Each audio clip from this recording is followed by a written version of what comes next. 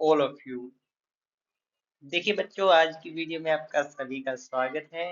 हम नवोदय एंड सैनिक स्कूल के एंट्रेंस की तैयारी आपको पूरी जी जान के साथ में करवा रही हैं और हमारे इस बैच का नाम है 0 to 0 बैच।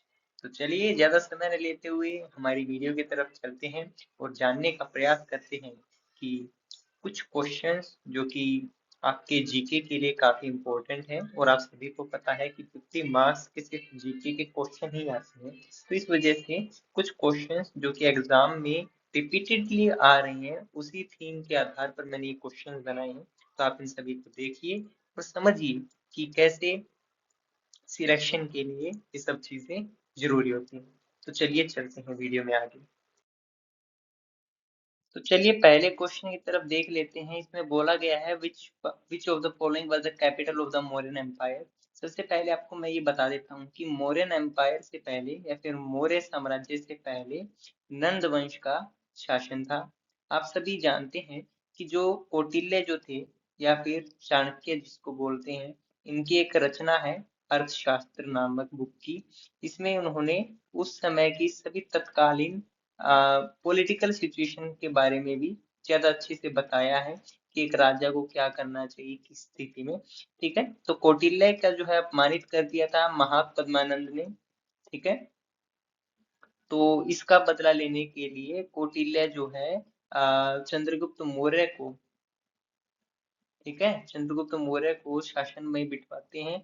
तो और अपना बदला जो है पूरा लेते हैं और यहाँ पर इंडिया के अंदर किसकी स्थापना होती है? मौर्य साम्राज्य की।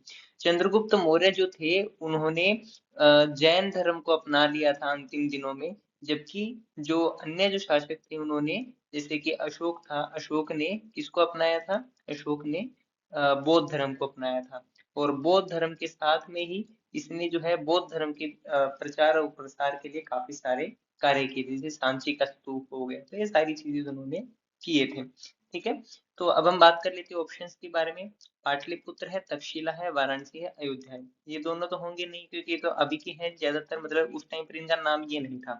तक्षशिला जो है गांधार प्रदेश की राजधानी थी और उस टाइम पर जो है 16 लगभग महाजनपद थे हमारे पास। ठीक है, जिनमें से एक तक्षशिला भी था और दूसरा क्या था हमारा?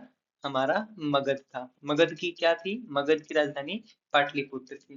तो आई होप कि पहला क्वेश्चन आपकी समझ में आ गया होगा और मैंने उसका जो है थोड़ा सा बेसिक भी बता दिया है कि कैसे वो चीजें जुड़ी हुई है। ठीक है, नेक्स्ट क्वेश्चन के ऊपर बात करते हैं। नेक्स्ट क्वेश्चन में बोला गया है who among the following was known as the lion of Punjab.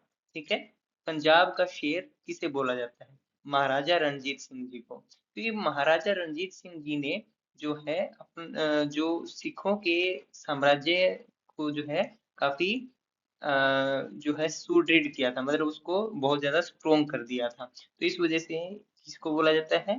महाराजा रणजीत सिंह जी को लाइन ऑफ पंजाब बोला जाता है। ठीक है, बहादुर शाह जफर तो नहीं होंगे, दूसरा महाराणा प्रताप भी नहीं होंगे क्योंकि तो राजस्थान के थे। ठीक है, बहादुर शाह जफर ये तो मुगल थे।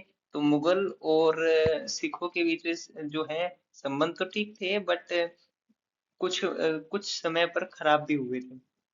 तो इस वजह से जो है ये भी नहीं हो सकता और चौथे वाला भी नहीं होगा क्योंकि शिवाजी महाराज तो खुद मराठे थे। ठीक है, मराठा साम्राज्य का जो है इन्होंने के ये शासक थे। तो इस वजह से केवल एक आंसर होगा रणजीत सिंह जी। तो हमारे दो क्वेश्चन हो चुके हैं। आई होप कि इसका जो है पीछे का बेस भी आपकी समझ में आ रहा होगा जो मैं बताने का प्रयास कर रहा हूँ। नेक्स्ट क्वेश्चन है विच battle mark the beginning of the British colonial rule in India. देखिए बैटल ऑफ प्लासी होती है 1757 में। 1764 में बैटल ऑफ बक्सर होता है। बैटल ऑफ बक्सर जो है उसके बाद में ड्यूल सिस्टम स्टार्ट हो जाता है 1765 से 1772 तक। जबकि जो 1757 की जो लड़ाई थी, इसके बाद में जो है कंपनी ने अपना शासन जो है भारत के अंदर डायरेक्टली कर लिया था। तो इसलिए बैटल ऑफ प्लासी को क्या बोला जाता है? ब्रिटिश कॉलोनियलिज्म का शुरुआत बोला जाता है। Which Indian leader is associated with the non cooperation movement. ठीक है, कौन से जो है लीडर जो है नॉन कोऑपरेशन मूवमेंट के साथ में एसोसिएटेड थे? महात्मा गांधी। महात्मा गांधी ने ही ये वाला जो नॉन कोऑपरेशन मूवमेंट जो है वो शुरू किया था। ठीक है, हालांकि महात्मा गांधी जी ने ये 1922 में वापस ले लिया था due to an mob violence in Chaura Chauri area. मतलब चोरा चोरी नामक क्षेत्र में जो है इन्होंने क्या किया था, भीड़ ने पुलिस स्टेशन को जला दिया था। तो इस वजह से महात्मा गांधी जी को काफी बुरा लगा था और उन्होंने उसी क्षण जो है उसको वापस ले लिया था। जस्ट इस मूवमेंट के थोड़ा से टाइम बाद में वो एक बारदोली सत्याग्रह करना चाहते थे, बारदोली से, ठीक है। और बट ये नहीं हो पाया था क्योंकि ये जो भीड़ ने जो है हिंसात्मक हो गई थी, तो इस वजह से गांधी जी काफी नाराज हो गए थे। क्योंकि जब भीड़ बेकाबू हो गई तो उन्हें ये लग रहा था कि अब जो हमारा जो मूवमेंट है वो अपने टारगेट से भटक गया है। तो इसीलिए बोला जाता है बच्चों की टारगेट का होना, सही होना ज्यादा जरूरी है। अगर आप टारगेट से इधर उधर आप करेंगे तो आपको 0 मार्क्स मिलेंगे, ठीक है। और यहाँ पर आप करेंगे तो आपको 100% मार्क्स मिलेंगे। तो आप समझ पा रही हैं तो सिलेक्शन लेना क्यों जरूरी है। नेक्स्ट क्वेश्चन है the famous Dandi March was a protest against which British law. जो दांडी मार्च था, दांडी मार्च किस लिए शुरू किया गया था? पहले ये मुझे बताइए, दांडी मार्च किसने शुरू किया था? दांडी मार्च महात्मा गांधी जी ने स्टार्ट किया था। कहाँ से चले थे ये? साबरमती आश्रम से चले थे, ठीक है। कहाँ तक गए थे? दांडी नामक जो तट है, समुद्री तट है, वहां तक ये गए थे। तो यहाँ तक ये चीजें थी। तो इस वजह से जो है इसका आंसर जो है स्टार टेक जो था वो हो जाता है। महात्मा गांधी जी है, गांधी जी दांडी मार्च तक, दांडी तक चले थे साबरमती आश्रम से, ठीक है। नेक्स्ट क्वेश्चन के ऊपर हम बात करते हैं। Which article of Indian constitution guarantees the right to equality? देखिए सबसे इंपॉर्टेंट क्वेश्चन है, मैं आपको बता देता हूँ। आर्टिकल 14 राइट टू इक्वालिटी के बारे में बात करता है। किसके बारे में बात करता है? राइट टू इक्वालिटी के बारे में बात करता है। आर्टिकल 21 राइट टू लाइफ के बारे में बात करता है। आर्टिकल 19 राइट टू फ्रीडम के बारे में बात करता है। और आर्टिकल 32 रिट्स के बारे में बात करता है। बस आपको ये 4 पॉइंट याद रखने, इससे ज्यादा डेप्थ में नहीं आएगा, ठीक है। 25 जो है आपके रिलीजियस फ्रीडम के बारे में बात करता है, ठीक है। आर्टिकल 20 अरेस्ट होने के बाद की प्रक्रिया के बारे में बात करता है। और आर्टिकल 22 आपके बरी होने के बारे में बात करता है ना। तो बस ऐसी ही चीजें, ये वाला आर्टिकल मत कीजिए, 20 और 22 पूछेगा भी नहीं आपसे। आर्टिकल 25 तक पूछेगा, ये आप कर सकते हैं। तो ये हो जाता है। नेक्स्ट क्वेश्चन के ऊपर बात करते हैं। नेक्स्ट क्वेश्चन है who is the current ex officio chairman of Rajya Sabha, ठीक है। Ex officio chairman of the Rajya Sabha कौन होता है? चेयरमैन राज्यसभा का आपको सभी को पता ही है कि एक होते हैं हमारे इंडिया में प्रेसिडेंट, उनके नीचे होते हैं कौन? Vice president. यही जो है हेड करते हैं किसको? ये हेड करते हैं हमारी राज्यसभा को, ठीक है। तो ये इसका आंसर हो जाएगा answer C. What is the minimum age for a candidate to contest in a लोक सभा इलेक्शन? ये सबसे इम्पोर्टेंट क्वेश्चन है। Very very very very very important question है ये। तो इसका आंसर होगा 25 साल। आप जब बात कर रही हैं लोकसभा की, तब उस समय 25 साल इसकी जो है आयु जो है निर्धारित की गई है।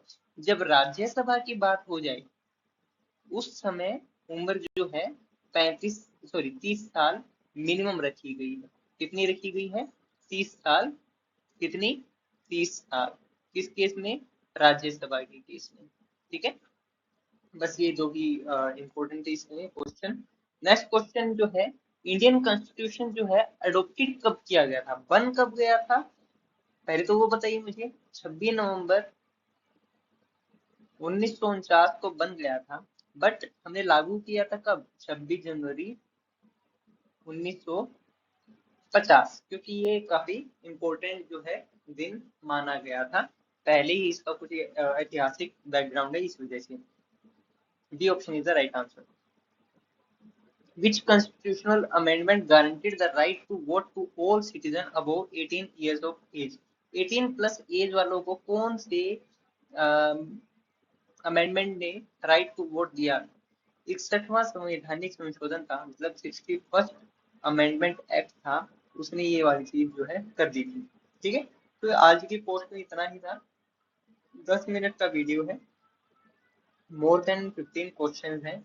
ये 15 क्वेश्चन जो है मैं आपको गारंटीड बोल सकता हूँ कि अगर आप ऐसे क्वेश्चन कर लेते हो, जो मेरा एक्सप्लेनेशन सुन लेते हैं, तो आपका सिलेक्शन कोई नहीं रोक सकता है। ठीक है, हम नेक्स्ट वीडियो में मिलते हैं मैथमेटिक्स की, उसमें हम कुछ नए कंसेप्ट के बारे में जानेंगे, क्योंकि मैथमेटिक्स का जो है टोटली 150 मार्क्स का आएगा, तो इस वजह से मैथमेटिक्स के ऊपर हम ज्यादा फोकस कर रहे हैं। ठीक है दोस्तों, मिलते हैं बच्चों, कल मिलते हैं इसी के साथ कुछ नई वीडियोस के साथ में, और हमारी राजा राम मोहन राय वाली जो सीरीज है उसको जरूर देखिएगा। कल हम एक नए कैरेक्टर के बारे में बात करेंगे, और उसमें हम जानेंगे कि उन्होंने क्या क्या जो है प्रयास किए थे, क्या क्या उन्होंने नए नए रिफॉर्म्स किए थे। तो ठीक है, मिलते हैं दोस्तों, बाय बाय, गुड नाइट, और अपने सेहत का ख्याल रखिए, अपने माता पिता का आदर कीजिए, और अपने तैयारी में लगे रहिए। Bye bye.